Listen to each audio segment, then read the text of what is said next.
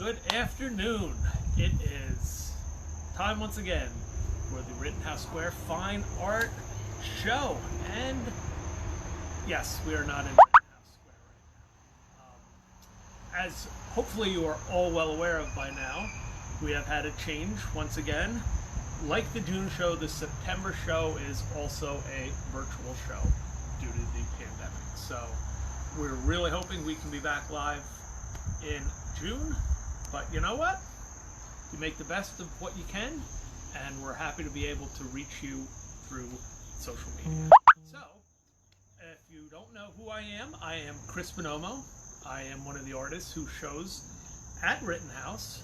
I am a sculptor and a painter. I tend to show both types of work there. I'm also the owner and artist behind 13 Degree Studios, and I live in lovely Philadelphia, Pennsylvania, in the gorgeous, beautiful Mount Airy section of Philadelphia. So I just wanted to take this opportunity today, one, to say hello, and two, to kind of introduce you to my work. So a little bit about myself. If you haven't seen any of my Facebook Lives or some of my YouTube videos that I've done before, I am a local Philadelphia artist. I've been in the Philadelphia area for about 30 years. I went to University of the Arts, graduated with a Bachelor of Fine Arts from there, and then I was fortunate enough to go to Prague and study in Prague with a master stone carver there. So I worked for a few years in Prague, and then I wound up coming back, meeting my future wife, who's my filmmaker, Amanda. Say hi. Hello. And making a career as an artist. So I often tell you about how I make what I make, the tools I use, and the techniques I use. Today I wanted to talk a little bit about why I make what I make, and kind of the thought process and the reason, and just kind of a little bit on how my mind works. So if you have any questions on anything, feel free to type them in, and hopefully Amanda can see them and relay them to me. So have you gotten any questions, Amanda Song? Doesn't look like I have any comments yet. Okay. All right. So go ahead and just pan around for a second. Go ahead and pan some of the work. You can pan real quick.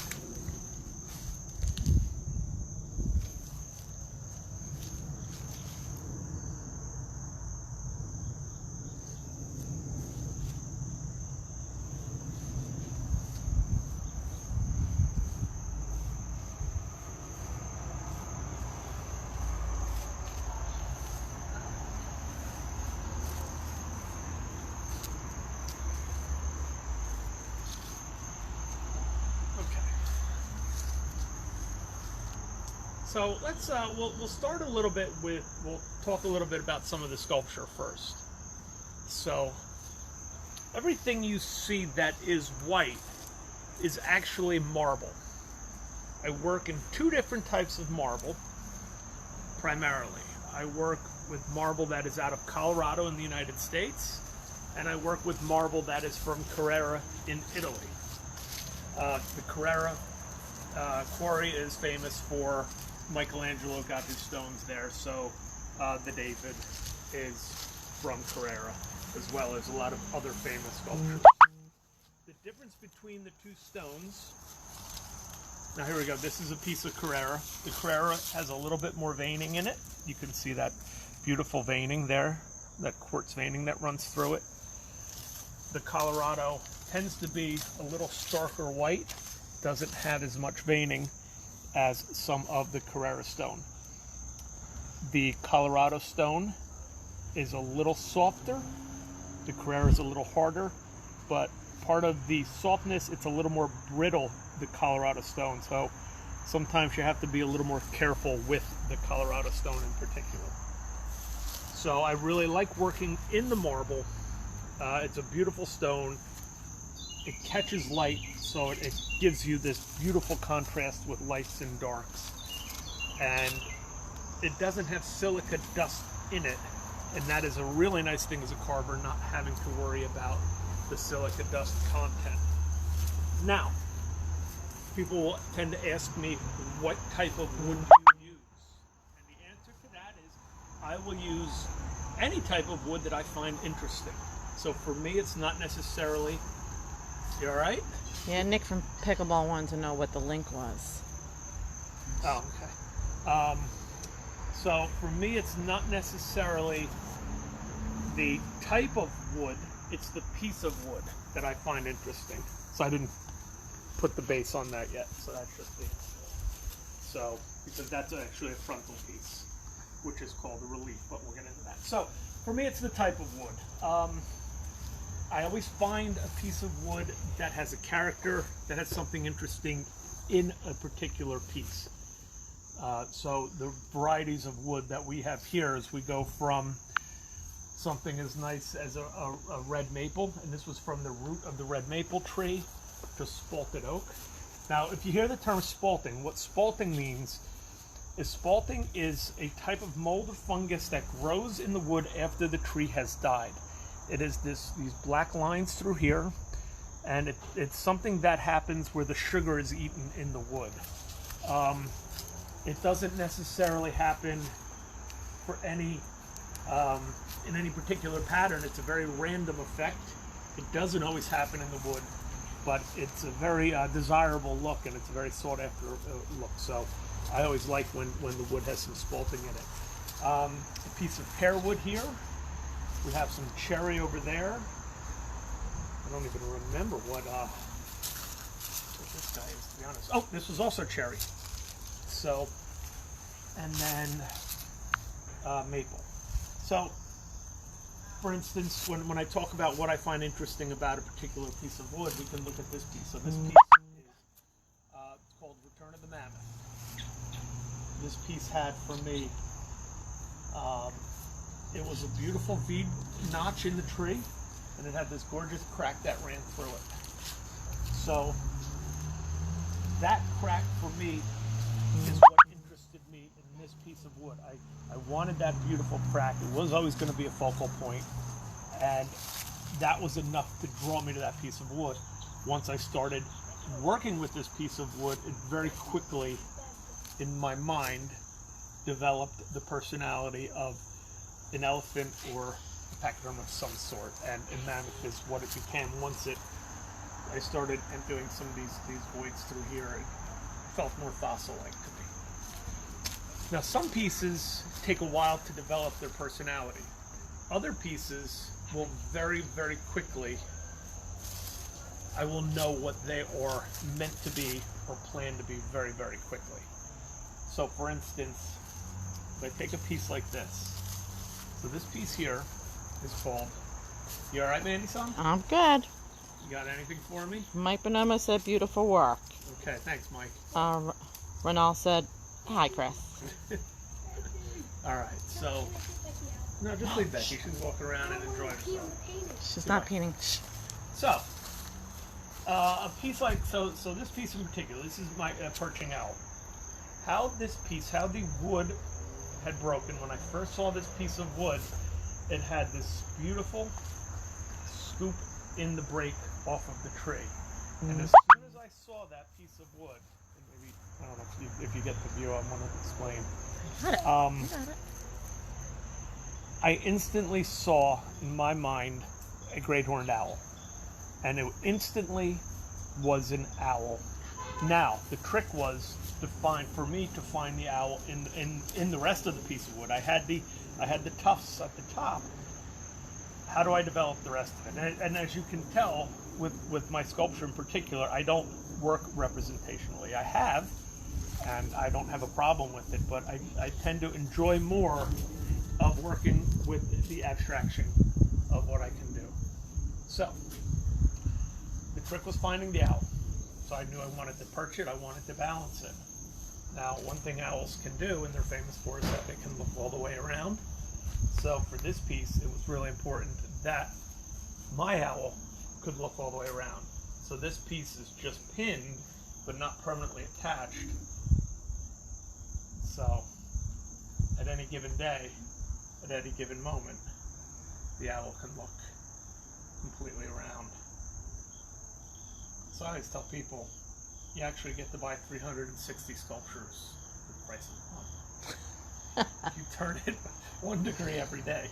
So, but it's just something that adds character and continues the story of what I'm trying to create with every piece. So, a lot of the sculpture tends to be, they all have meaning, but they're about motion, they're about grace, they're about form and line and space, they're about capturing light. So they're almost exercises in composition in my mind. Now, I'm probably known better and more frequently as a sculptor because I am a carver, and there's not a lot of carvers left anymore, especially carvers who work by hand like I do. And if you've seen any of my other videos, you're aware that I do all my work by hand. But I also paint, and I've been painting just as long as I've been sculpting, if not longer, since I didn't really discover sculpting until I went to college, but I had been painting before then. So as a young kid, I was always drawing and painting. So painting I've been doing just as long. But for me, painting is a very, very different way that I express myself. So the paintings, let's take a walk and we'll kind of talk about painting a little bit, right? So you obviously will see a lot of the similar shapes from carving into my paintings. Like a piece like this right here, Maelstrom. You will see, there are a lot of the shapes that I carve that are in this painting as well. So you can tell that they're worked by the same hand, the same mind has come up with that style. It's a very similar style. The difference with the painting for me is the painting tends to be a little bit more of an inner look into myself is how I would say it. Maybe it's they're more of a self-portrait in a way. So most of the paintings that I do, the original ideas I get from dreams that I've had. So what I tend to do is I have a book next to my bed. I will get up after I have a dream. I will open that book and I will write down that dream that I had. So I am always remembering the dream that next day, and I look it over, and if it's something that was interesting, I'll jot a note, and then I'll sketch something in a little sketchbook of mine. And what that does is that keeps these memories in the back of my mind that I will recall at a later date. So they all really, in a way, are bits of dreamscapes. I do a lot with trees and winter trees. I have been painting winter trees my entire life. I'm fascinated by the idea of a tree with no leaves because it is bearing its soul and there is nothing hiding. It is as open as it can be, and it is revealing itself to you as much as it possibly can, but yet it has this entire structure underground that you don't see. So yet there is something hidden, but that's deep inside of that tree. So, all right, let's talk about this painting we're looking at right here. This painting's called Entice. This is based off of a dream I had of Adam and Eve in the Garden of Eden. Obviously the apple is fairly easy to see. The branches that are forming the hand, very similar to my sculpture, but the snake's up here overseeing everything. So some people see the snake and some people don't. So that's what I call in my biblical series. What's that? Some people see the dog and some people don't. Oh, well, the dog's not my creation at all. So yeah, I love taking these ideas I've dreamed, these ideas of these kind of biblical stories, and putting my own twist into them. So another one that also over here that has a kind of a biblical connotation and a bit more is, so this is again off of a dream. This is called Two Hemispheres. So this painting has multiple meanings in it. This is partially parting of the Red Sea.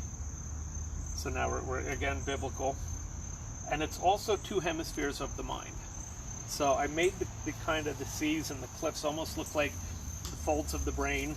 I used a similar color that you've always seen brain represented at. And yet they really don't touch down here. And that represents the gap between the left side and the right side. And then the space between them is infinite. Kelly McQuinn wanted to know if carving takes a toll on your hands in terms of your pain, of any nerve issues. So, a good question. And the answer to that is not really. And the reason I can say not really is because I work by hand and I'm not using pneumatic tools and power tools. I don't have that steady repetition, that vibration that can lead to carpal tunnel syndrome. My work's much slower. I don't have that constant repeat action. The only thing I'll suffer from is, you're hitting your hand a lot and through here. So Make it rough. I get a lot of bruises. I get a lot of calluses. My hands are really rough. In the winter, my hands get real cracked up because I have trouble wearing gloves while I'm carving. So they just take abuse. The surface, my skin takes abuse, but as far as aches and pains, I'm pretty fortunate. I have not suffered with any issues like that. So, so you can kind of see again the difference between how I carve and how I paint, but you can also see the similarities. But the sculptures also have their stories. So they might not be as obvious as some of the painting stories, but and they are more about the aesthetic and form and space. But there's a lot. So here we go. This piece is called Onto Valhalla. This I knew.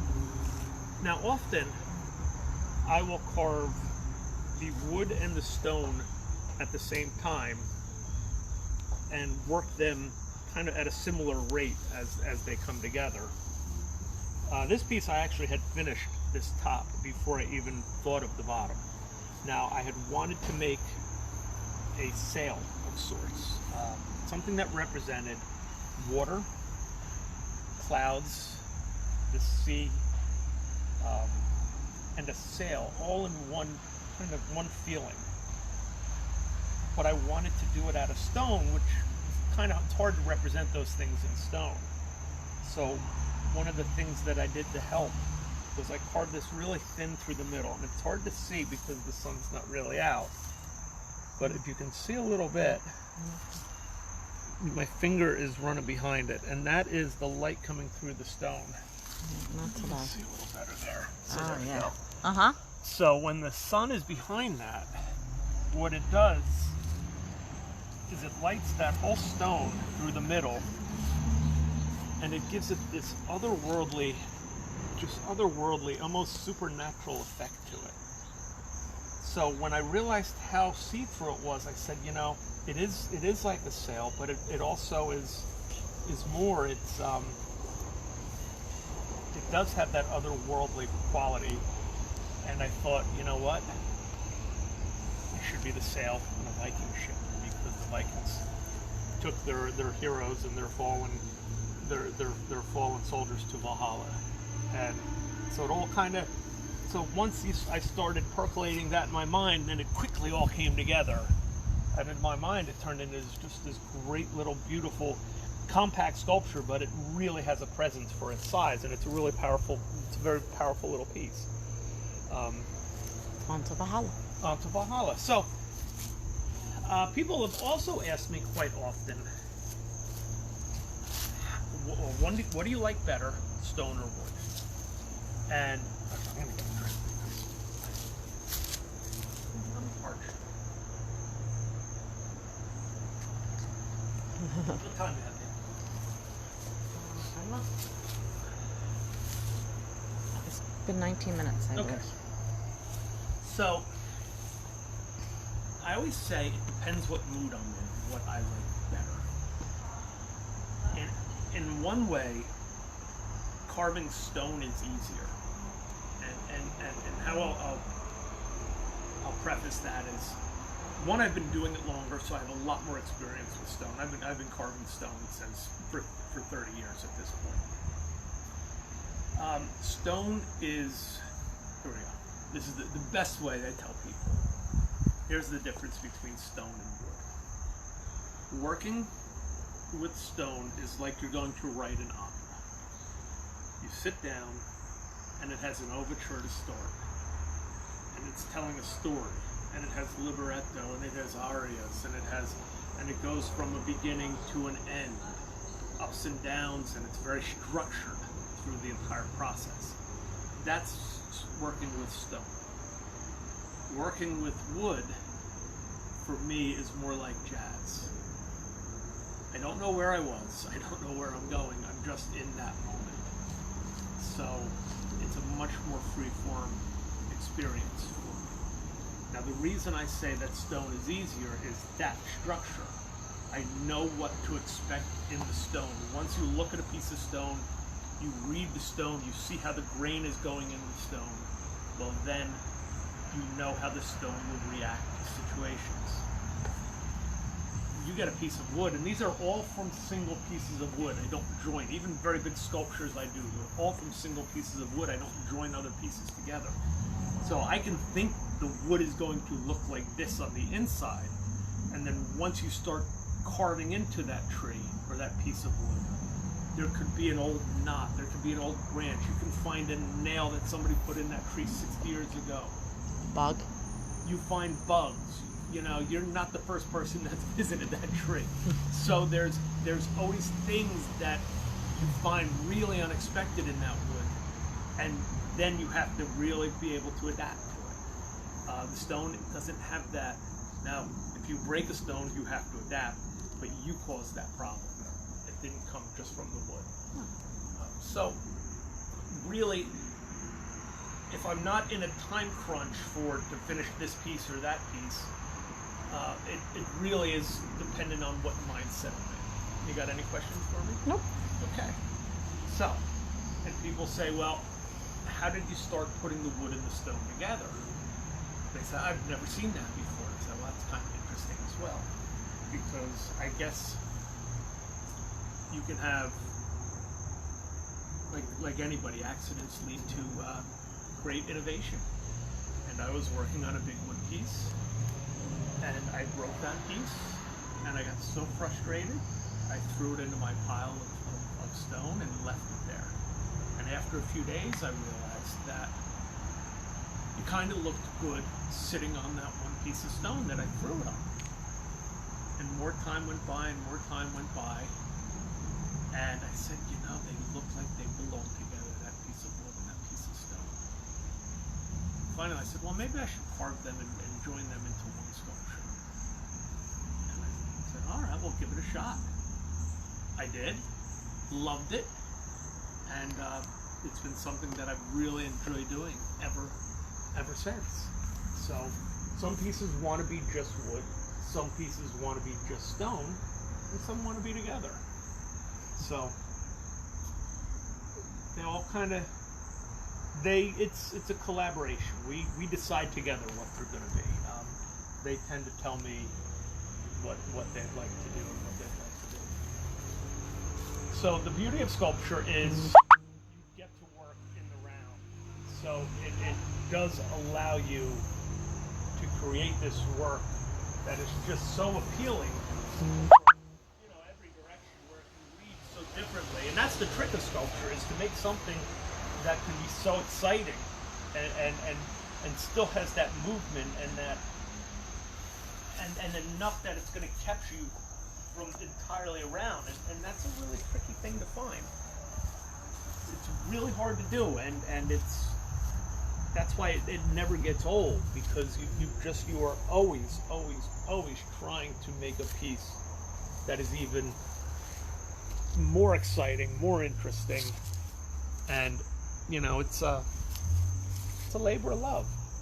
So you do have instances, though, and you'll find some pieces where you say, okay, I want to do something with I have a flat piece of wood. What can I do with that? I don't want to just make a table. What can I do? And that's when I'll do things like this. So this is called a relief sculpture. This is a wall hanging piece. Relief sculpture is sculpture that is meant to be viewed from one direction. They can be wall pieces. They can be pieces that sit in a niche, sit on a mantle of a fireplace. I like making them. The other one over there is also a piece of relief sculpture. The fun thing with relief, you'll see a lot of relief work in churches. A lot of like something famous like the 13th, all the Stations of the Cross.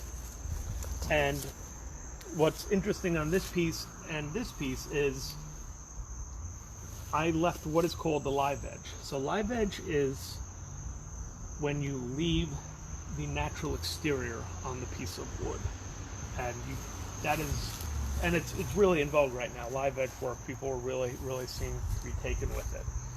Now the difference between, I'm going to tell you the difference between these two. I'll bring this one over just so I can kind of show a difference real quick between these two pieces. Now they're both relief and they're both from wood, but there's one major difference between these two pieces.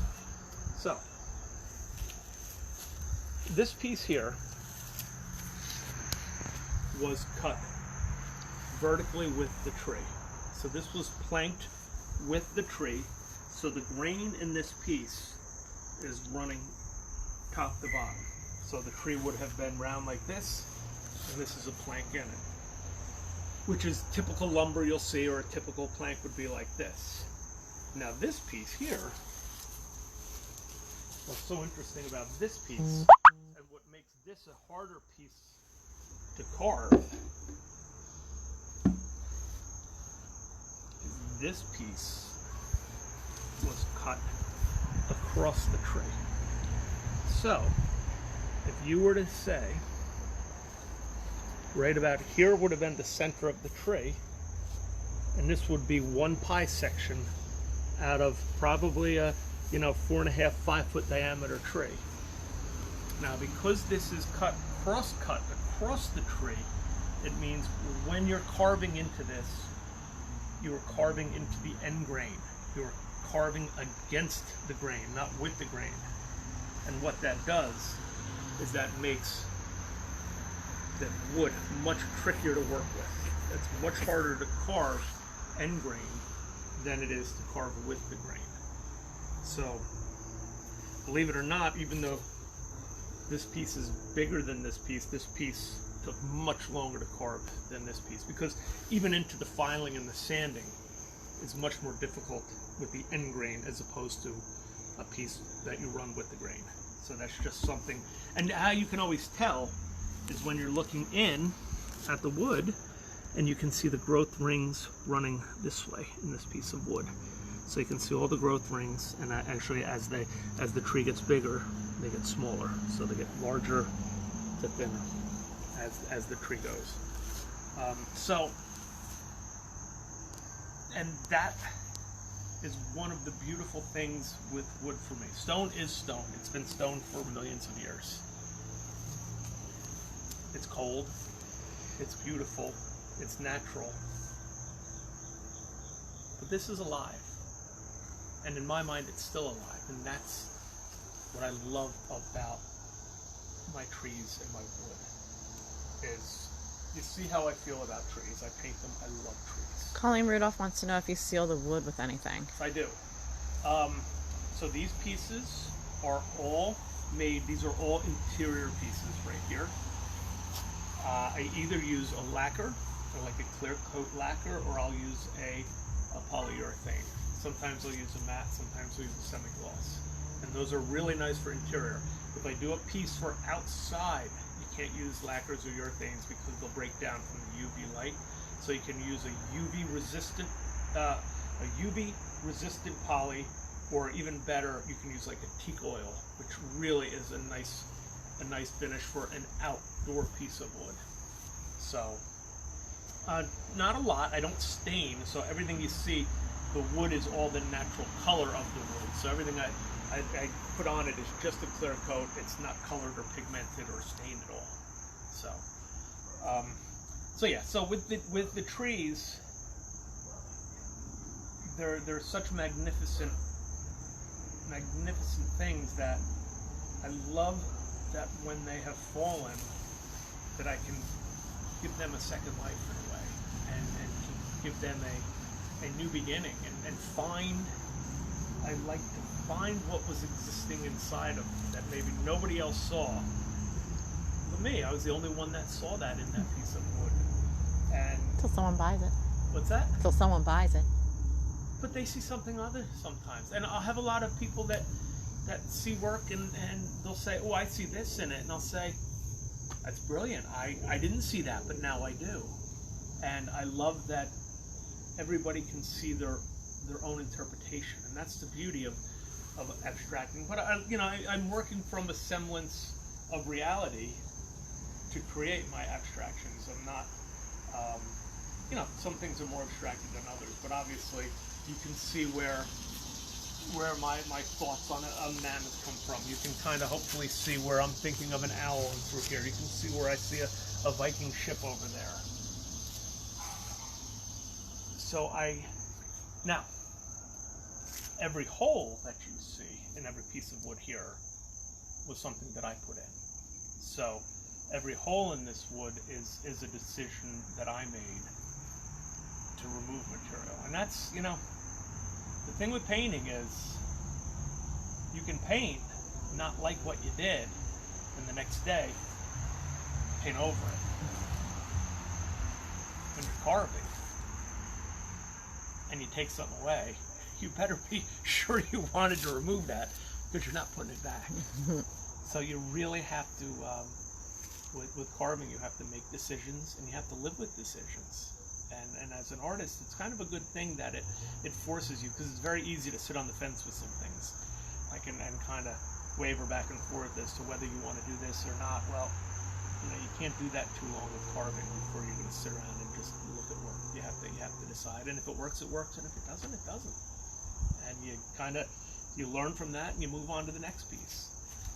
I've broken a lot of pieces. I'll continue to break pieces, hopefully not that many, but it's just part of the process. How much time we got, Mandy? No. Domenico Belli says hi. What's that? Sorry. Domenico Belli says Oh, hi. Domenico! Come stai, Domenico? Miss you. I hope to see you. Boy, I miss everybody. I really am looking forward to seeing everybody again. It's hard when you have all these artists who love seeing each other and being together, and we're such a community, and nobody's seen each other for so long. It's really hard. It's tough on everybody.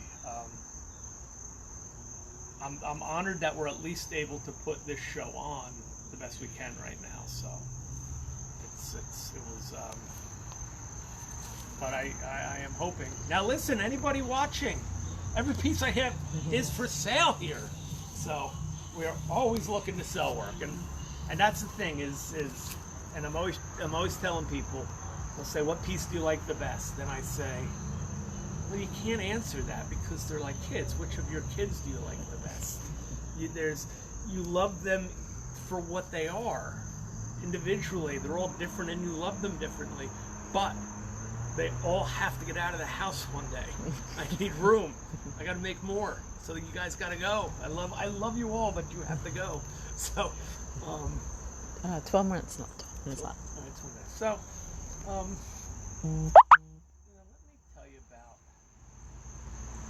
let me tell you about when I was in Europe and what that did for me as an artist. So, okay, so the name of my studio, 13 Degree Studios. And people will say, where did you come up with that name? And I said, it's a really good story.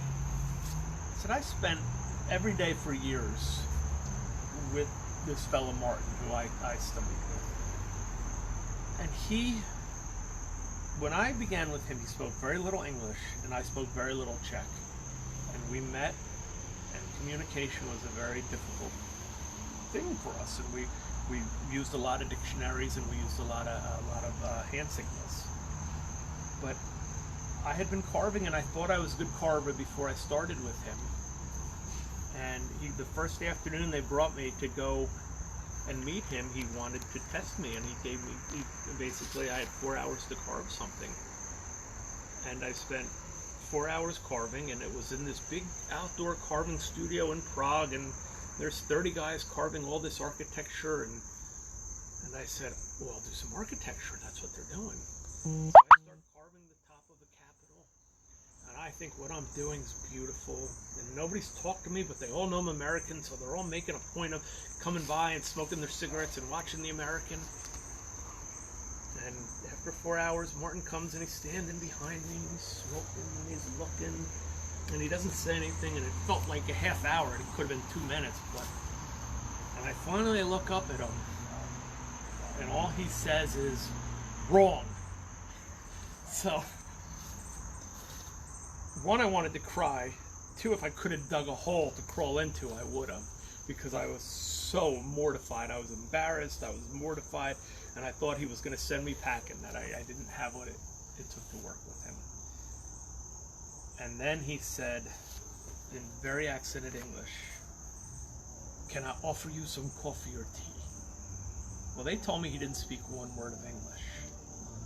So I started laughing right away, because the last thing I expected was a sentence. Well, he turns me red now, so it's his chance to be embarrassed. And I said, no, perfect English. Perfect English. I would like coffee. Yes, coffee. And he gets excited, and we go sit inside, and he makes us coffee. And that began this wonderful, wonderful friendship that developed between the two of us. And when I needed to make my studio, we would sit every day, and we'd have lunch, and we'd have a beer, and we'd play chess. And we would always have these conversations that would be half Czech, half English, basically our own relationship our own language that we developed. So one day we started arguing about what a nice temperature to work outside was. Martin said 13 degrees was nice, and I said it was entirely too cold. We argued all day about that. We argued for an entire month about that. He said it's beautiful, I said it's too cold. After a month, another fella, another stone carver, who was sitting with us as we were having the same argument again, said, I wanted to ask you guys this, are you talking Fahrenheit or Celsius? Well, I said Fahrenheit, Martin said Celsius, and we realized that what we argued for an entire month could have been ended in 3 minutes if one of us would have asked that question. So I said, yeah, 13 Celsius is a pretty nice temperature to work, you're right. And he said, 13 Fahrenheit seems very cold to me, you're right. So when I was coming up with my studio name, and 13, I was born on the 13th, September 13th as a matter of fact. It was always a lucky number for me. I have them tattooed on me, and with that story with Martin, 13 degree studio seemed to be a pretty good way to honor him and remember the past. And that past is really important, because even though my college career was great and I loved what I learned in college, it's when after college I went and studied in a real world situation with real carvers, and then worked for a company there, and really had this immersive experience in Europe. That's where I really started to understand, for me, the fundamentals of how I wanted to work, the techniques I wanted to use, and where to find my inspiration from. Kevin Justice said happy birthday, and he said it's a great story. He wondered where you got your name. Yeah, right. Hey, Kevin, what's up, buddy? I look forward to getting together with you at some point as well. So, yeah, it's I was never forgotten my time there, and I've never forgotten what I learned there. And I try to really kind of represent and represent all the guys that worked over there, because a lot of the guys carving there, for them it was strictly a job. They weren't artists, they were stone carvers, and for them there was a very big distinction between carving and art. And they I guess they didn't have the opportunity, because it was a tough situation for them. They didn't have an opportunity to look at it as more as an art. For them, it was just a way to put food on the table. These guys worked really hard And so I always think of those guys, and I think of walking in Prague a lot, and the architecture and the Gothic and the beauty and everything I saw, and it still inspires me all these years later.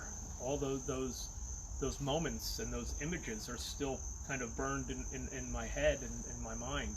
So as I work and as I think of new things, I can always represent them back to different ideas. And honestly, a lot of I do a lot of these paintings, these misty kind of, these paths to nowhere with the trees, and that's an image that I've had and I've thought of, but really it comes from a lot of my walks in Prague at night, in the dark nights and foggy nights, and I know exactly where in my life a lot of that kind of scenery comes from. Now I will say I'll finish on this one though, because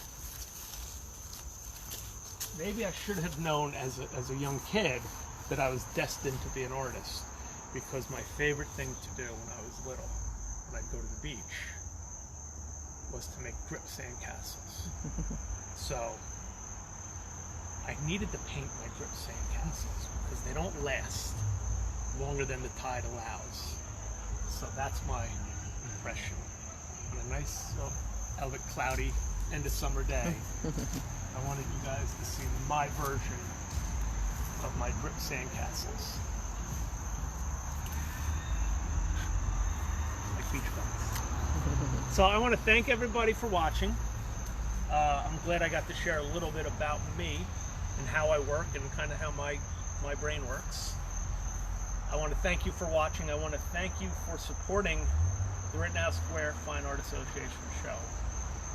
Please, if you get an opportunity, check out some of the other artists, because there's so many good artists. There's so many good events going on over the next 3 days. There's artist interviews on Instagram TV.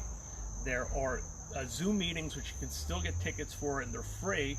And as a matter of fact, I'm doing one tomorrow. I'm doing a Zoom meeting tomorrow at 10 a.m. I'm going to talk more about painting and painting techniques, and I'm going to do a little bit of painting. And it's a chance with the Zoom meetings as we can face-to-face talk. So it's a nice thing that I can do and get to talk with some people real time. Other artists are doing the Zooms as well. There's Zoom open studios, so people are doing virtual booths. And I really say it's a great opportunity to see how some of these artists work and some of the processes they use. Thank you. We look forward to coming back. And I thank everybody for stopping over and coming. I want to thank Amanda, my wonderful wife, for being my best camera person there is. And you got any questions for me before I go? Nope. Kelly McQueen really likes your work, so it's trippy and fun. I'm a trippy dude. Thanks, Kelly. What time you got? Down. 16:43. 16:43. Wait, I got 2 minutes. Should I dance? Let me think. 2 minutes. Talking about some more Rittenhouse stuff. Well, and how you possibly might do this again. Listen, so when we are back next year, come see me. I'm always in the corner over by the Ethical Society. Oh, Sunday I will be interviewing. I'm interviewing Jim and Lynn, 2 artists that are over by me. I am interviewing them on Instagram TV. They do awesome surreal paintings. I'm interviewing them. I believe they're at noon, and then Chris McKeck she's our student coordinator at 1 o'clock. So check those out, because our show was started with students 93 years ago. So students are a big part of it, and it's an important thing to keep that student tradition alive. So check out those, and because tell you what, I think I'm a pretty good interviewer, and I got some really good questions I'm dying to ask, especially Lynn and Jim. I want to know how they work together, the 2 of them. So I want to know who's the painting boss. That's my question, because I could not work with anybody else. Trust me on that. I get mad at myself. I don't know how I could deal with somebody else. So I'll see you guys on the next time. Thanks so much. Cheers.